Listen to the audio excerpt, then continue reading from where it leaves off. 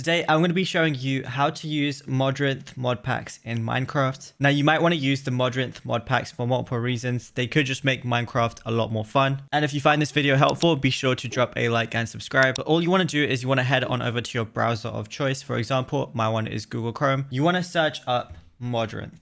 Once you have, you're going to see Modrinth at the very top. You want to click that, and then you're going to be able to discover mods, sign up, and even host a server. But what we want to do is click Get Modrinth app. Once you have, press download the Modrinth app right here. Now it is a very quick download, as you can see right here. So all you want to do is you want to click on this. Once you have, it's going to open up the Modrinth app setup. Press next, save it where you want to, and then it's going to install it. Once you have, just run the Modrinth app and it's going to show up something like this. Now the first thing you want to do is you want to sign into your Minecraft account. And just to note that you need to own Minecraft in order to use the Modrinth app. So now, as you can see, I'm signed in since that is my account. And now all I want to do is I want to go over to the left to discover content. It's going to show a bunch of mods. And let's say I want to install something like Slime's Adventure.